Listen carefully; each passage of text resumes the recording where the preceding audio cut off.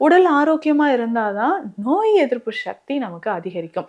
So கொஞ்ச நாள் இப்படி இருக்கலாம். அதுக்கப்புறம் பார்த்தீங்கன்னா, உங்க உடல்ல இருக்கக்கூடிய ஹீமோகுளோபின் லெவல் ரொம்ப குறைய ஆரம்பிச்சுரும். ஸோ அதனோட பார்த்தீங்கன்னா, அதுவும் பெண்களுக்கு தான் இதனால நெறைய சைட் எஃபெக்ட்ஸ் வர ஆரம்பிக்குதுங்க. ஸோ உடல் எடை அதிகரிக்க ஸோ உங்க குழந்தைகளுக்கா இருக்கட்டும், இல்ல நார்மலா நான் குடுக்குற ஃபுட் நல்லா ஹெல்த்தியா தாங்க குடுக்குறேன். இதுல இன்னும் என்ன ஹெல்த்தியான விஷயங்கள நான் சேர்த்து குடுக்கலாம்?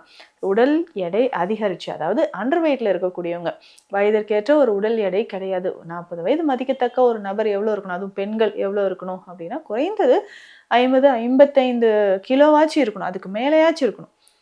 ஸோ நம்ம ரொம்ப அண்டர் வெயிட்ல இந்த மாரி இருந்துட்டு இருந்தோம்னா, இதற்கு சத்தான உணவுகளை நீங்கள் கட்டாயமாக கடைபிடிக்க வேண்டும். அப்படி நம்ம ஃபாலோ பண்ணக்கூடிய விஷயங்கள்லாம் என்னென்னன்னு நான் சொல்றேன். நீங்க ரெகுலரா காலையில இத மட்டும் செய்யுங்க. நீங்க அடிக்கடி சில விஷயங்கள் நம்ம சாப்பிட்டுட்டே இருப்போம்.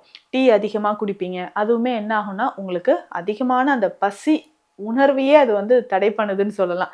ஸோ நெறைய டீ குடிக்கிறீங்களா? அத அவாய்ட் பண்ணிக்கோங்க. இல்ல இந்த மாரி ஸ்நாக்ஸ் ஐட்டம்ஸ் மைதால செஞ்ச அந்த ஸ்நாக்ஸ் ஐட்டம்ஸ் நெறைய சாப்பிடுவீங்க. பிஸ்கெட்ஸ் நெறைய சாப்பிடுறோம், கேக் சாப்பிடுறோம். இந்த மாதிரியான ஒரு விஷயங்கள் ஸ்நாக்ஸ் நெறைய சாப்பிடக்கூடிய ஒரு வழக்கம் உங்களுக்கு இருக்கும். ஸோ அந்த மாரி இருந்தீங்கன்னா, ஸ்நாக்ஸ் சாப்பிட்டுக்கிட்டே இருந்தீங்கன்னா, உங்க குடல் பகுதியில அது எல்லாமே போய் ஒட்ட ஆரம்பிச்சுரும். ஸோ அப்போ உங்களுக்கு அப்சார்ப்ஷனே நடக்காது. சத்தான உணவு சாப்பிட்டாலும் அப்சார்ப்ஷன் நடக்காது. சரியா பசி உணர்வும் இல்லாம அண்டர் வெயிட்லயே